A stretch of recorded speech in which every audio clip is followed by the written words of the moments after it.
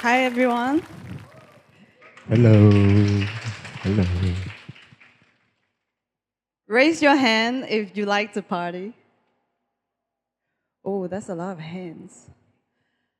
So, we had a conversation with one of our friends the other day, and he thinks that a lot of people think that party associate a lot with drugs and alcohol and loud music playing. And as a collective, we are exactly that.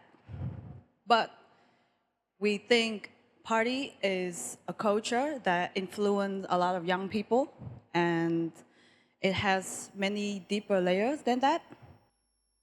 So we're from Gay Collective. I'm Abby, and this is Anh Phi. And we're a group of producers and DJs and musicians. We organize party up to 300 people. We also take mental health initiatives for young Vietnamese. And recently we released electronic music on our record label. And here are some photos of our party. This one was very special to us. We invited a punk band called Good Lon into our club. And it was very new to us. It was the first time we saw a punk band in a club. And another one, this one where we brought our sound system into a family-owned business, which is a hotel in Bùi Viện. And this one is when we first organized our digital event during the lockdown. So we're known for very hard and fast music, but in this digital event, we play ambient and slow and soft music for like 16 hours to raise money for the COVID charity. So in everything we do, we try to surprise ourselves and bringing the unexpected and trying to put people into a space where it can ignite new emotions and new experience. So back to our topic, what is old and what is considered as old and what is considered as new? Sometimes you hear a song from 30 years ago and it sounds completely new to you. Or sometimes you hear a song that's just released and it's new but it sounds old. So sometimes people assume that old and new is moving on a timeline near, like past and present. But from our experience, it's not always a straight line. It's a lot happen in between. So we're not going to talk about old or new. We're just going to talk about what's going on in between, the bridge. And Anh Phi, do you have some example? Yes. Hello. So I'm gonna tell you two stories that happened for real. The first story is a story of Mrs. Lê in Hanoi in 1950. So it was 70 years ago. And so 70 years ago, she was surrounded by all the food that she knows and that she grew up with. Bún chả, phở, bánh chưng, okay? Chả lụa, okay? And if we have to say if it's new or old for her, the food that is surrounding her, we can say it's old, okay? But then Mrs. Lê, she moved to Saigon. And then with the French colonialism and a more international city, she faced a lot of new things that she never tried, new things that she never heard about. And among those new things, she saw from the French, she saw a baguette, du pain, a banh mi crumb. And So she really liked it, and so she built a bridge between the baguette that she saw from those people she didn't know and Diallo, for example. And so by making those bridges, she created something new. Maybe the Diallo in her usual context can just be normal, but at this moment, she created something new.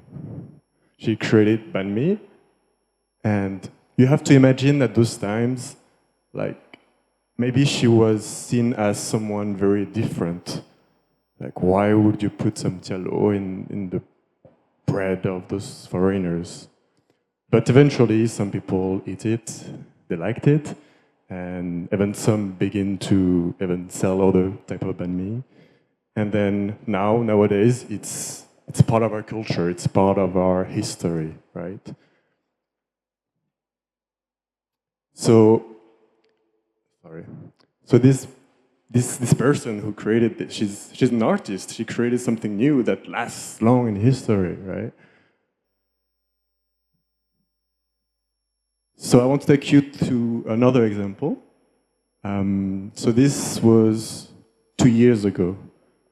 This person, this little smile, is one of our friends called Nodi. Nodi is a French VQ, like me. He's around 35 years old, and he grew up in France. He grew up surrounded by hip-hop, gabber, Eurodance, R&B, rock, jazz. So for this, all those genres are old to him. And he moved to Vietnam 5 years ago. And he went to a funeral and heard new things. The kendama, the Vietnamese trumpet that you hear at funeral. And he also heard in some clubs, Vinahouse. So what is interesting is that maybe for you, kendama and Vinahouse are old, but for him, it was new. So 2 years ago, we asked him to make a song for our record label, and he decided to try to make something new. So what did he do? He built bridges. He built bridges with things that he grew up with. And one of those things is called gabber. Gabber is a very hard type dance of music. Very, very loud, very fast. And he wanted to mix it with what he discovered in Vietnam, right? So the kendama and Vinahouse. And so this is what happened. So this is the kendama instrument. And then after, he just wanted to make it more dancey. So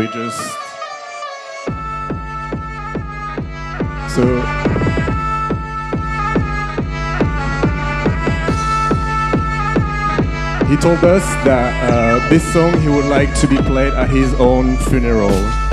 Yeah. For people to dance and being happy for his life. Okay? So yeah, this was Nodi's song for our compilation on gay. So what did we see with those two examples is that it's a lot about not judging what is old and what is new, but by bridging things that come from your heart, that comes from your history, that comes from things you grew up with new things that maybe are unknown to you or that you want to experiment, right? So for us as gays, always about building those kind of unexpected bridges, even if we never know where it's gonna be, sometimes good, sometimes bad. But yeah, this is our intention. But we believe that anyone can build bridge, whether you're a musician, someone that loves to cook, someone that writes, someone that just hanging around. Just try to build bridge. And if you cannot build, just take some new bridge. And we're lucky today that we have a new bridge in Saigon called the Ko Tutim Hai. And so I invite you to take this new bridge to explore new territories. Thank you. Thank you. Thank you, Gậy Collective.